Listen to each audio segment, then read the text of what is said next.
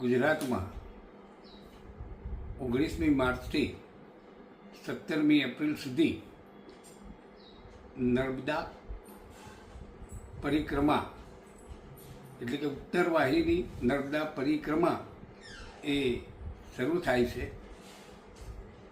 એનું ખાસ કરીને ધાર્મિક મહત્ત્વ પણ વિશેષ છે, પરંતુ સાથે સાથે આદિવાસીઓ માટે પણ આ પરિક્રમાનું પર્વ એ આર્થિક કમાણી માટે મહત્વનું હોય છે. રાજપીપળા નર્મદા જિલ્લાની અંદર આવેલ હોવાથી ત્યાં લગભગ 1,65,000ની આસપાસ આદિવાસી વસ્તી વસવાટ કરે છે. એટલે કે નર્મદા જિલ્લામાં કુલ વસ્તીમાં 64% જેટલું આદિવાસી પરિવાર નર્મદા કિનારાની આજુબાજુ વસવાટ કરતો જોવા મળે છે. મિત્રો, આદિવાસી અર્થવ્યવસ્થાની દ્રષ્ટિએ જોઈએ તો આ વિસ્તારના આદિવાસી કુટુંબો લગભગ 95% કરતાં પણ ખેતી, ખેતમજૂરી અને અન્ય મજૂરી સાથે સંકળાયેલા છે. પરંતુ પરિક્રમા દરમિયાન એ જોવા મળ્યું કે આ આદિવાસી કુટુંબો એમની રોજિંદી પ્રવૃત્તિઓ ઉપરાંત આ 1 મહિના દરમિયાન પોતે પણ એક પૂરક કમાણી તરીકે, એક વધારાની આવક તરીકે આ ઉત્તર વાહિની નર્મદા પરિક્રમા એ મહત્વની બની જાય છે. અને આ સંદર્ભમાં આપણે આદિવાસી કુટુંબોની કેટલીક મુલાકાત કરી હતી અને એમને પૂછ્યું હતું કે આ પરિક્રમા તમારા માટે કઈ રીતે મહત્વની છે. આદિવાસી કુટુંબોને રણમાં પાણી મળી જાય એ પ્રકારે એમને આ આવકનો એક સ્ત્રોત મળતો જોવા મળ્યો છે. આમ તો પૂર્વ પટ્ટીમાં તમામ વિસ્તારોમાં આદિવાસી કુટુંબો વસવાટ કરે છે, પરંતુ આ પરિક્રમા દરમિયાન આ પણ એક વસ્તુ જોવા મળી છે. અને તેના સંદર્ભમાં આપણે કેટલાક કુટુંબોની મુલાકાત કરી છે અને એ મુલાકાત દરમિયાન એમને સામાજિક, ધાર્મિક અને આર્થિક એ બધા જ પ્રશ્નો આપણે પૂછેલા છે અને એના જવાબો મળ્યા છે. ખરેખર આદિવાસી લોકો, આ વિસ્તારના જે આદિવાસી લોકો જે છે એ સ્વમાનભેર જીવે છે અને એની જે પ્રતીતિ જે થાય છે એ એમના ઇન્ટરવ્યૂમાંથી આપણને જોવા મળે છે. તો આવો મિત્રો, એ આદિવાસી કુટુંબોની આપણે મુલાકાત કરીએ અને નર્મદા જિલ્લાના આદિવાસી વિસ્તારની અર્થવ્યવસ્થા એ જુદા જુદા આવકના સ્ત્રોતો ઉપર કેવી રીતે નિર્ભર છે તે પણ જાણીએ. હા કાકા, આપનું નામ? ચંપકભાઈ દાદુભાઈ વસાવા. વસાવા, બરાબર. અને દિવ્યાંગ છું. ક્યાં આગળ રહો છો?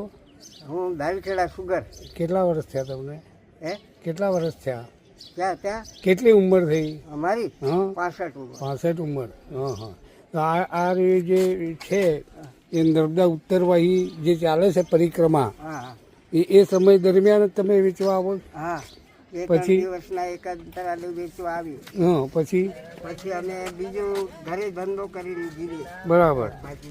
એટલે આ કાંઠા અને ગોરસ આંબલી અને આમળા અને આંબળા, હા, બરાબર. તો આ મહિનો તમારે કામ ચાલી જાય હા હા હાજી એટલે એમાં કેટલું મળે તમને આમ? આ વેતન આજે મળે છે 200 રૂપિયાની નોકરી જે થાય તે અમારે જીવન નિર્વાહ પૂરતો અમે બીજું કંઈ નહીં કરતા આ કરી અચ્છા, જીવનની પોતાના જીવન માટે હા. અને અમારા પોતાના પગભર થવા માટે નરેન્દ્ર મોદી સાહેબનો જે વિચાર છે ને હા. પોતાના પગ પર જીવવાનું હા. એ આધારે અમે આ કરીએ છીએ. સ્વનિર્ભર થવા. હા બરાબર. એટલે બીજા લોકો પાસે હાથ ફેલાવવું નથી ના પડતું. બરાબર છે. અને ખેતી કરો? હા ખેતીમાં તો નથી અમારે થોડુંક છે પણ આમ ચાલ્યા કરે આંબળા ને એવું તેવું છે આંબળાને જ કરો છો, બરાબર. એટલે આ રીતે તમારે ચાલે જીવન. દીકરા દીકરી? 1 મહિનો પૂરતું અહીં ચાલે. બે દીકરીઓ છે અમારી. બે દીકરીઓ જ છે એમ ને? હા દીકરા નથી. એટલે આ પરિક્રમા ચાલશે ત્યાં લગીને તમે એ વેચશો? હાજી. ના સરસ.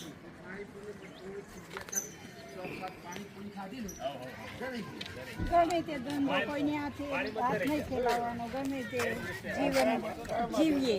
અચ્છા. ને આવું ઘરે વસ્તુ હોય તો દિવ્યાંગ છું લાવીએ ગાવાનો ને શોખ પછી છે આમ ગાયત્રી મંત્ર આવડે બધું જ એમ? મહામંત્રી મંત્ર પુરાણની આવડે કથા બધી જ સાંભળવા દઈએ છે. શિવપુરાણી કથા સાંભળી પડી શિવ મિશ્રા ગુરુ મહારાજની કથા પણ સાંભળીએ શિવાયનો વસ્તુ જેમનો જાપ જપીએ. અમે શામળાજી ને બધે ફરીએ. ના કઈ શામળાજીને બધું તમારે થાય ને સગાવાલા? હા શામળાજી બધે થાય ને? હા એ હું બધું ખેડ બ્રહ્મા કોલેજમાં હતો. એવું. આ ત્યાં સ્કૂલમાં હતી. અચ્છા અચ્છા. તમને મળીને ઘણો આનંદ છે. આદિવાસી પરિવાર અને આટલો આજે આટલો મને તમને તો એવું કહું કે અમને ભગવાન મળ્યા બરાબર દરેકના અંદર પરમાત્મા છે પણ માણસ ઓળખી શકતો નથી. આ પરેશાની બહુ મોંઘી છે. આજે હું કોણ છું એ ઓળખવામાં બહુ માણસ થાક ખાય. નહીં તો આ વસ્તુ માણસ રાગ દેશ લોભ મોહ ક્રોધ ભય લોભ સબ બધામાં ભટકેલો છે. માણસનું ઘોડા જેવું મન છે ભટકેલું સાંભળવા છે ગયા હતા તે પણ એના ભાડું માટે આપતા હતા. હું ભાઈ અમારી તો પાસ છે આ રહી પાસ. અમારે ભાડાની જરૂર નથી. અમારે એ તો પૈસા દિવ્યાંગ આપે પાસ તો છે. બી લેતા નથી. તો કેવા માણસો એવું કે દિવ્યાંગ પાસ છે અમારા પાસે. દિવ્યાંગ પાસ છે 84% છે. અમારી બેને બસમાં ફ્રીમાં. સારું કહેવાય. હા ફ્રી એનો લાભ મળે એ લેવાનો હતો. લાભ લેવાય. એમાં બસમાં આવીએ ને બસમાં જતા રહીએ. એ લોકો તો ભાડું આપે તો અમે અમે કહી નહીં દીધું લેતા, નથી. વાત લો આ શું લોકો કામ તો કે આપણે પૈસા ખોટી આપે તો રીતે નહીં જરૂર ના લેતા હોય. એવું હવે છે. તમને કીધું કે અમારી જરૂર છે તો અમારી શું જરૂર હોય બેટા તમને હકીકત છે. અમારે બહુ તો તેલ ને ચાની પીવા માટે ચાની જ જરૂર પડે.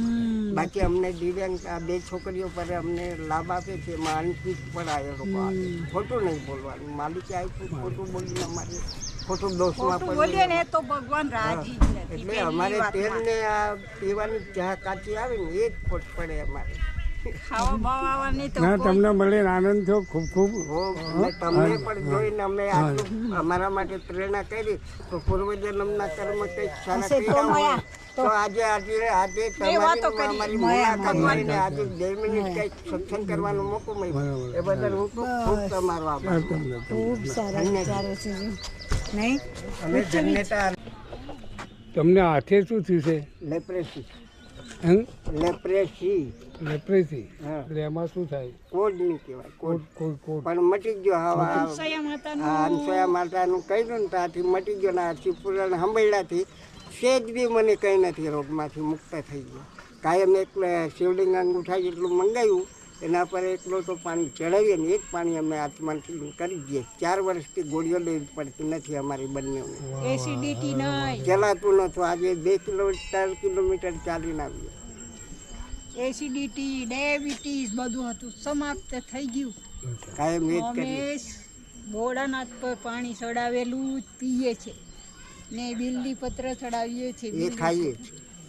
એ ના ચડાવેલું આંબલીનો તમે આ ગોરસ આંબલીનો શું ભાવ છે આમ? હા અત્યારે 20 રૂપિયા ઢગલીના 20 રૂપિયા. ડગલીના 20 રૂપિયા. પછી આ કાંઠા કોઠા 1 ના 10. આંબળા આમળાના એ 20 રૂપિયા. 20 રૂપિયા. હા. ના સરસ સરસ સરસ સરસ સરસ.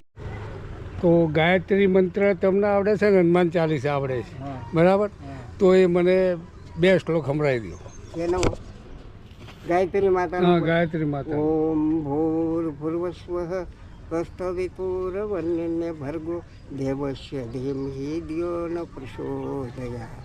ઓમ ભૂર્ભુવસ્વઃ કસ્તવિતુર્વરેણ્યં ભર્ગો દેવસ્ય ધીમહિ ધિયો ન પ્રચોદયાત્. આપનું શુભ નામ?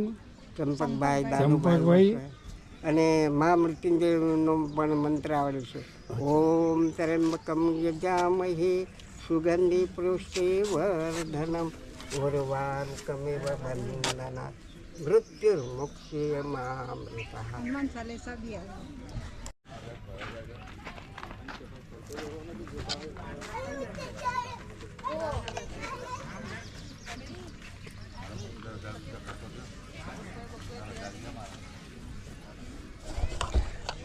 તમારું નામ શું?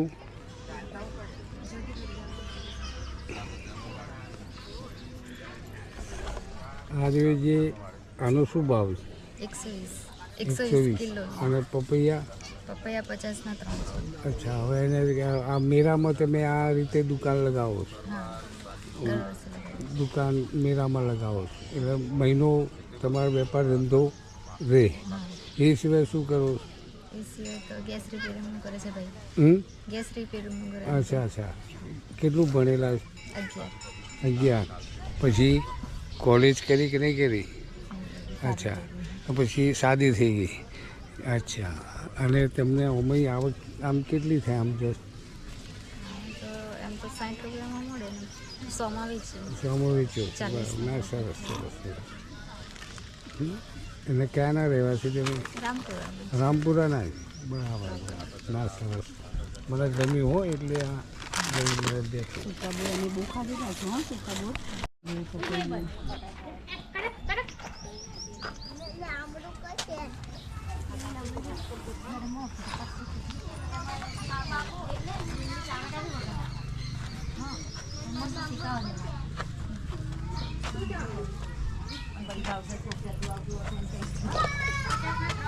જે બેન જે ખાઈ રહેલા છે તે તો ખાવાના જ છે ને.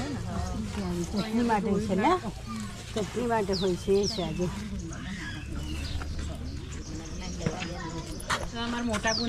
કેટલા વર્ષથી કરો છો? હા, આપણે પરિક્રમા ચાલુ થાય ત્યાં સુધી. બરાબર બરાબર. અને આમાં કેવું રહે છે? આમ બીજો વ્યવસાય આપનો શું છે?